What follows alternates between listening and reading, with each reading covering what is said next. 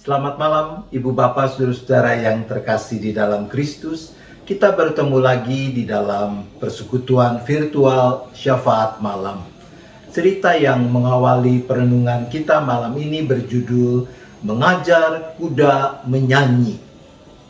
Dikisahkan suatu ketika Nasaruddin, seorang bijak yang hidup pada masa kekuasaan Sultan, mengucapkan sesuatu yang terlarang untuk diucapkan.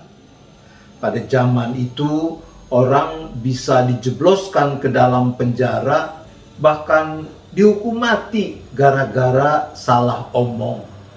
Namun selama ini Nasaruddin dia berhasil lolos. Nah, kini Nasaruddin melakukan kesalahan fatal. Musuh-musuh Nasaruddin tentu tidak menyia-nyiakan kesempatan ini. Mereka melaporkannya kepada Sultan dan Nasaruddin segera ditangkap lalu diadili. Di dalam pengadilan, Sultan berkata, "Nasaruddin, Nasaruddin, kau tahu aku sebenarnya sangat menyukaimu. Kamu ini lucu dan menyenangkan. Kamu menghiburku dan kamu juga sangat bijak. Tapi apa daya, hukum tetap hukum. Aku tidak bisa mengecualikan dirimu. Jadi tidak ada pilihan lain. Sesuai dengan kesalahan yang kau perbuat, aku harus menjatuhkan hukuman mati kepadamu." Nasaruddin berkata, "Sayang sekali Paduka Sultan, padahal hamba baru saja hendak mengajar kuda Paduka agar bisa menyanyi." Sultan sangat penasaran. "Benarkah kau bisa mengajari kudaku menyanyi?" "Benar, Paduka, hamba bisa mengajari kuda Paduka untuk menyanyi. Tapi tentu saja butuh waktu. Mengajari kuda menyanyi tidak bisa dilakukan dalam semalam dua malam," jawab Nasaruddin. Setelah berpikir sejenak, akhirnya Sultan sepakat. "Baiklah, aku akan menunda eksekusimu selama 12 bulan. Ajari kudaku menyanyi. Jika berhasil, kau kubebaskan. Tapi jika kau gagal, kau langsung akan dieksekusi." "Terima kasih, Paduka. Hamba tidak akan mengecewakan Paduka Sultan," ujar Nasaruddin. Ketika Nasaruddin meninggalkan istana, salah seorang sahabat Nasaruddin berkata kepadanya, "Luar biasa, sungguh mengagumkan. Aku tidak pernah tahu bahwa ada orang bisa mengajari kuda menyanyi. Kau ini hebat sekali, Nasaruddin." Sambil tersenyum simpul, Nasaruddin menjawab, "Kau benar sekali. Tentu tidak ada orang yang bisa mengajari kuda menyanyi. Mana bisa kuda menyanyi?" Sahabat Nasaruddin tercengang. "Kalau begitu, kenapa kau bilang pada Sultan bahwa kau bisa mengajarkan kudanya menyanyi?"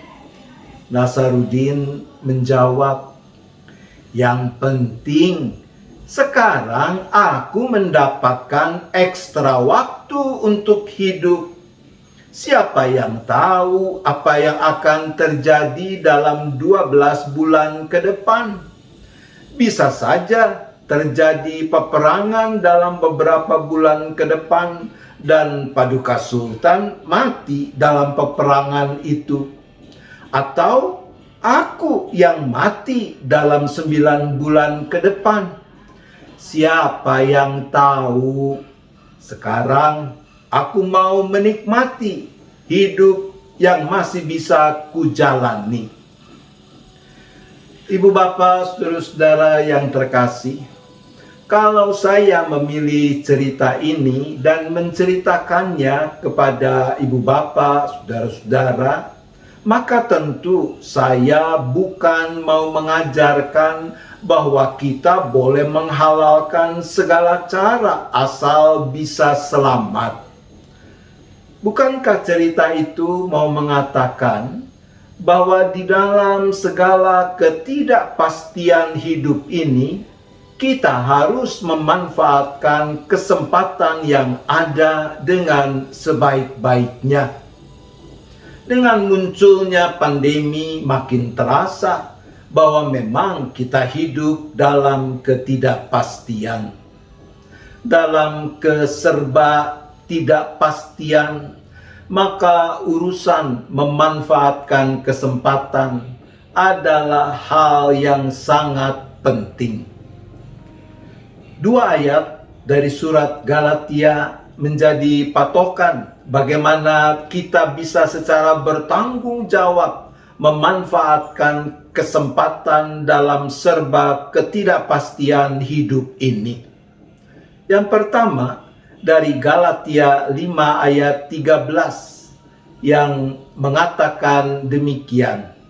Saudara-saudara, memang kamu telah dipanggil untuk merdeka, tetapi janganlah kamu mempergunakan kemerdekaan itu sebagai kesempatan untuk kehidupan dalam dosa, melainkan layanilah seorang akan yang lain oleh kasih. Teks ini mengingatkan kita bahwa waktu yang ada, kesempatan yang tersedia, bukan untuk kita manfaatkan berkancah dalam dosa, melainkan untuk saling melayani dalam kasih. Ayat yang kedua dari surat Galatia pasal 6 ayat 10 mengatakan seperti ini. Karena itu, selama masih ada kesempatan bagi kita, marilah kita berbuat baik kepada semua orang, tetapi terutama kepada kawan-kawan kita seiman. Teks ini mengingatkan kita bahwa yang namanya kesempatan tidak selalu ada. Mumpung ada kesempatan, lalu ngapain? Nah, dikatakan tadi, marilah kita berbuat baik kepada semua orang, tetapi terutama kepada kawan-kawan kita seiman. Hati-hati, jangan salah mengartikannya. Anak kalimat ini menurut saya sebaiknya kita baca begini. Kalau kamu tidak bisa berbuat baik kepada kawan-kawan seiman, bagaimana kamu bisa berbuat baik kepada orang lain? Mari, jangan sia-siakan kesempatan yang Tuhan beri di masa kehidupan yang serba tidak pasti ini. Tuhan menolong kita. Amin. Mari kita bersyafaat. Bapa di sorga, kami bersyukur karena Engkau masih memberikan kepada kami kesempatan untuk menjalani kehidupan. Dan bukan sekedar menjalani kehidupan, tetapi menjalaninya sedemikian rupa sehingga nama Tuhan terus dipermuliakan. Maka pertama kami mohon ampun kalau di sana sini masih suka menyia-nyiakan waktu dan kesempatan yang Tuhan anugerahkan kepada kami, mengisinya dengan hal yang sia-sia. Untuk itu kami berdoa,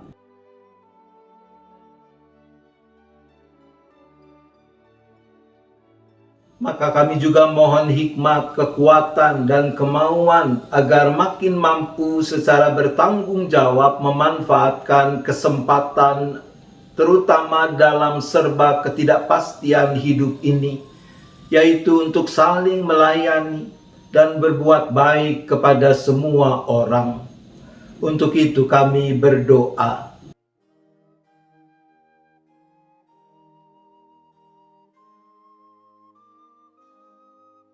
Bapa, kami juga berdoa bagi gereja-gereja termasuk GKI Gading Indah agar mampu secara kreatif dan benar dapat terus memenuhi tugas panggilan yang dipercayakan Tuhan di tengah kehidupan yang sedang mengalami perubahan besar ini.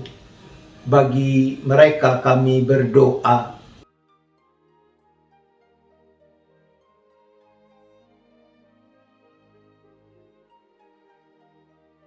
Secara khusus kami berdoa bagi proses pemilihan penatua tahun pelayanan 2021-2024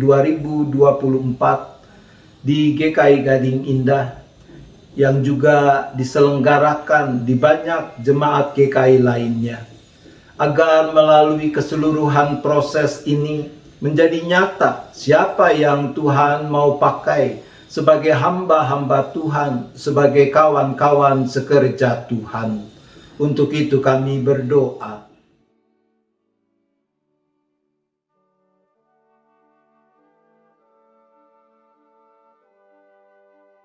Ya Bapa, kami juga terus berdoa bagi keberadaan umat manusia yang masih berjuang mengatasi pandemi COVID-19, termasuk bangsa Indonesia di mana kami menjadi bagiannya. Untuk itu kami berdoa.